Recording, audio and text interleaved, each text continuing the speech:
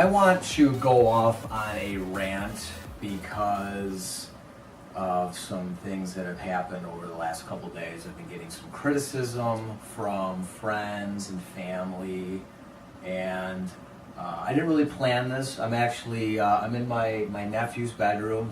How old are you? You're 15. Just turned 15, and guy's a genius. He's got all kinds of computer stuff everywhere over here. You can't see it, but I would have no idea how to put this on YouTube because this is my first YouTube video.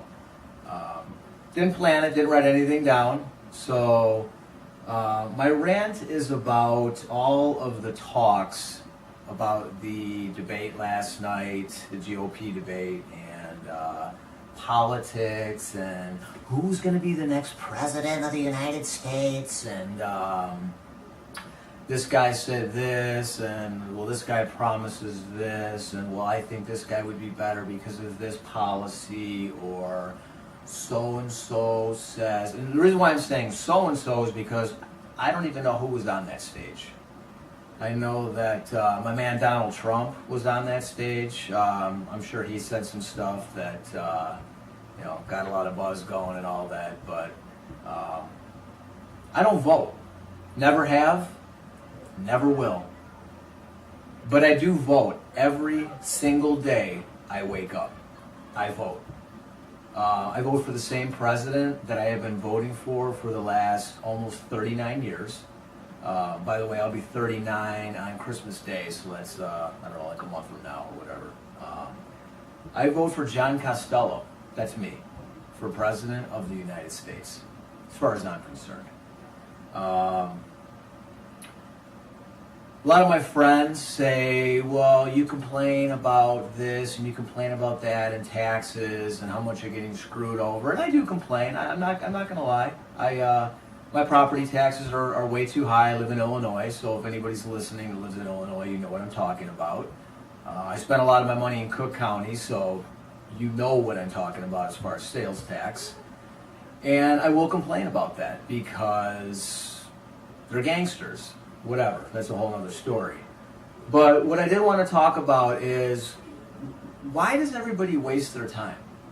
Why do you really think that any of these people in Washington, or in my case Springfield, are they really going to change your life? Seriously. Think back. Okay, so we had Obama, and I like Obama. The guy looks great in a suit. I love Michelle. His daughters seem like very nice kids.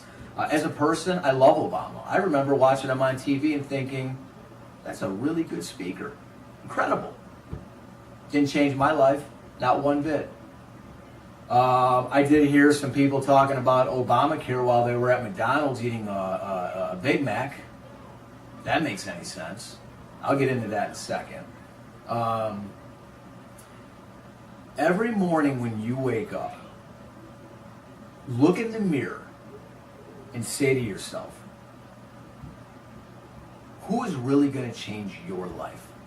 The life for yourself, the life for your wife or your partner, the wife for your kids. Who is the only person that can truly change your life? Think about it.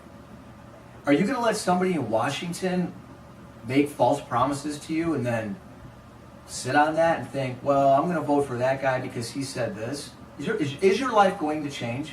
No. It doesn't matter who's president. Donald Trump, Jeb Bush. Well, first of all, the fact that there's even another Bush on a platform and we allowed that is reason enough to never vote. How that happened after George 1 and 2, beyond me. Another story. Another rant for another time. I want you to get up tomorrow morning and I want you to look in the mirror, whether you are male, female, transgender, whatever. I want you to look in the mirror and I want you to say, going forward, you are the president. You are the president of your own life. You are the president of every single decision that you make going forward. You are the president of your health. You are the president of your happiness. You are the president of your finances. You are the president of your religion. You are the president of everything in your life. And if you fail, you can't blame anybody in Washington. You can't blame anybody in Springfield or whatever capital of whatever state you live in. It is your fault. And I'm gonna show you something real quick, something very powerful, because I think one main reason why people vote is because of taxes or breaks or whatever that person is going to say they are going to give you to maybe put more money into your pocket. So let me just show you something. See this here? Let me show you how powerful this is. The government can tax you all day long on what you make. All day. The government cannot tax you on what you save. The government can tax you on what you make from your savings, the interest from your savings, all day long. But the government cannot tax you on what you save. So, I had to make about, I don't know, I'm in Illinois, let me say $1.30, $1.40 to make this dollar. So, do you want me to give you a guaranteed rate return of 8 to 10% in the state of Illinois? I'll show you right now. Take the money and put it right back in your wallet, okay? This government wants you to spend every penny that you have. They don't want you to save. They want you to be 70 years old and collecting nothing but Social Security and living month to month, scratching and scrounging and living a miserable life. Don't do it. Stop it. That is the first step of being a successful president yourself. Quit spending money. Tomorrow morning, don't go to Starbucks. Brew your coffee in your kitchen. $3, $4 a day, times that by 365 days a year. In fact, save $5 a day. $5, I don't care. If you smoke, don't quit. I smoked for 15 years. I quit about 4 years ago, and that was because I had my daughter. She's about 3 years old, and the day my wife came home and said she was pregnant was the day I quit smoking. If you can't quit smoking, that's fine. Cut back. Quit going to Starbucks. Quit going to Dunkin' Donuts. Quit going out to the club Thursday, Friday, Saturday night. Quit buying 15 pairs of jeans from the store. Live conservative. Live within your means, below your means, and save your money. That way you don't have to listen to politicians lie to you about tax breaks and more money in your pocket and they're going to give you this. Give it to yourself. Give it to yourself. And for all the people that don't see this, let them go spend the money. This is for me and you. People who are listening, that are going to listen to what I'm saying. $5 a day. At the end of 1 year, you will have $1,825 stacked in a savings account. Right there. You have $1,825 saved up. You have more than probably, I don't know, I'm going to say 80 or 90% of all Americans. I read a number the other day. I think the average household family is about $8,000 in debt. You know what? It's not the government's fault. It's your fault. It's your fault for overextending yourself. Okay? Live below your means, number one. Probably looking at this Rolex I got on here. Okay, if anybody zeroes in and says, well, he's talking, woofing, I mean, he's going to sit in the comment. Well, you got a Rolex on. My wife bought me the Rolex as a gift because I live way below my means. Very seldomly do I splurge on myself. She purchased this for me. This was a gift. She paid for it with cash we had saved. And I think everybody deserves stuff like that. But I think that you need to save up, have a nice nest egg before you do stuff like that. No bills. None. Zero. I'm not going to talk about the banking industry because that's another rant and for another time. But I'm going to kind of sum this up. I touched on one point, and that's the most important, and that's saving money, stacking your money for the future. It doesn't make sense to me when I hear people talk about politics and voting, and it's a waste of time. It really is. The most important thing in this life, and I know it sounds shallow, but it's true, it's money. Money buys better health.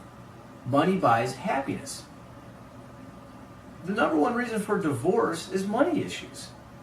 I have a little girl. You know, I could take her out and buy her things. I don't have to stress about, you know, if she needs books or if she needs stuff to learn. I have the money to buy it for her. the relationship between my daughter and my wife is better because of money. So I'm kind of going off on a rant here again. I didn't have this planned out, but I did get a lot of criticism today from friends and family about, John, you don't vote because you don't have the right. I have more of a right to complain about what's going on in this country, because all of you out there that are voting, you keep voting these people in. It's your fault. I have more of a right to complain than you do. So when you're sitting at the poll booths or you're watching the news, and by the way, stop watching the news too. Just stop. If you have kids, do me a favor. Turn the news off and quit rotting your brain and spend that hour with your kids, teaching them something. Go outside and play, whatever. I haven't watched the news and I don't even know how long. It's a waste of time. It's ran by the government anyway. Whatever. Another rant for another time. I'm looking at my nephew. He's watching me right now. I'm trying not to laugh. Okay. So anyway, I'm going to come back. Next time I'm going to write some stuff down. I'm going to have it in a little bit better order. But, I stopped over here tonight and it was just really bothering me because I'm tired of hearing about what this politician said and who should I vote for and all. That's all I heard today. It was blah, blah, blah, blah, blah, blah. And then they were analyzing it, who did the best. It's a bunch of smart guys that know how to talk on a stage telling you lies. Why? Why are you listening to them? Don't even watch it.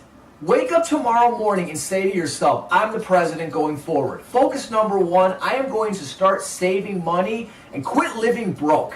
Nobody in Washington is ever going to change that. You will. You will.